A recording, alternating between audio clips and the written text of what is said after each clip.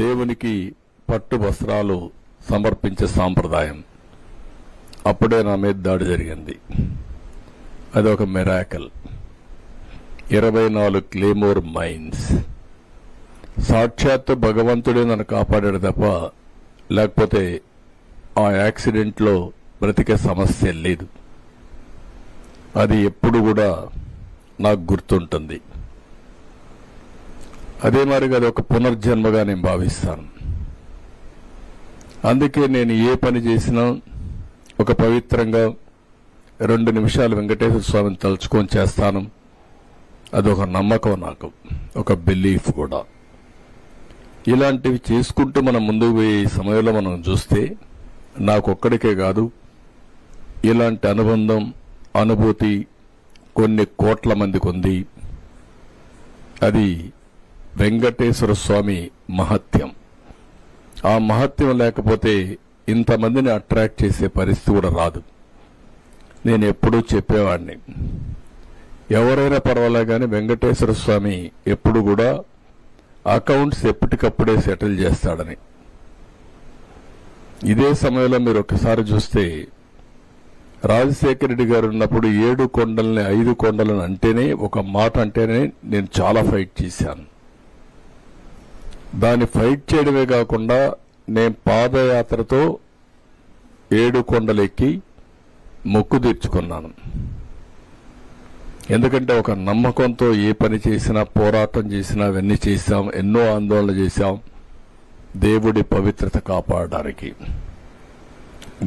మీరందరూ చూసినప్పుడు వెంకటేశ్వర స్వామి అనేది ఒక అద్భుతమే. అక్కడికి పోయినప్పుడు కొండెక్కగానే ఒక గమ్మత్తు, మైమరిచిపోతాం.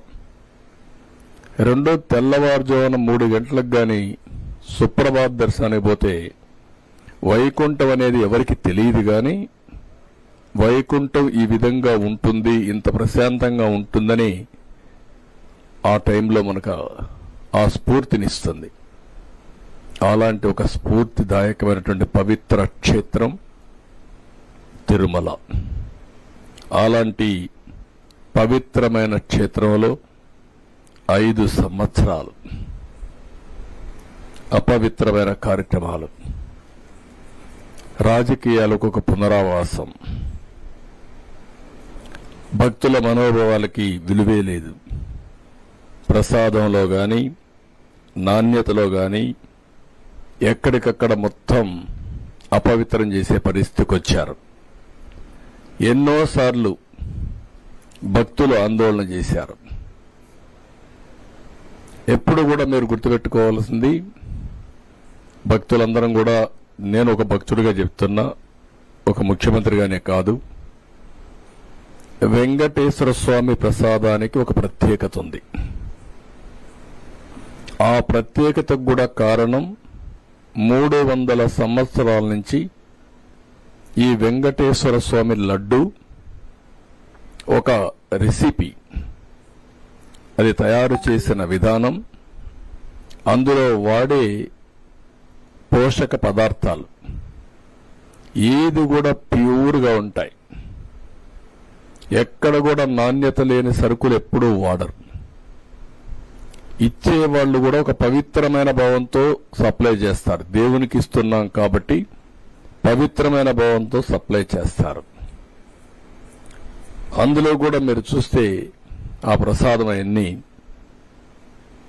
ఇంటిలో తీసుకొచ్చి పెడితే ఆ వాసన ఒక మంచి వాసనతో ఉంటుంది. ఒక్క లడ్డే కాదు, జిలేబీ గాని, వడ గాని, లేకపోతే అక్కడ పొంగల్ గాని, దేనికదే ప్రత్యేకత.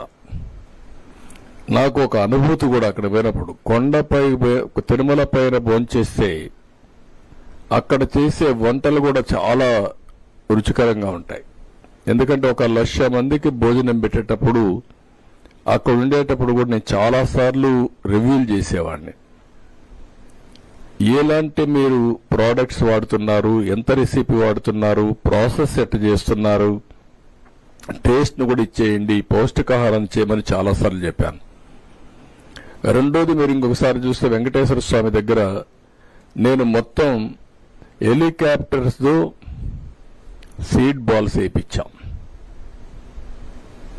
9 సంవత్సరాలు ఎప్పుడు పోయినా సమీక్షలు చేసి కడాన నేను మన ఆ మహర్షి ఎవరైతే ఉన్నాడో హిమాచల్ ప్రదేశ్లో ఉండేటువంటి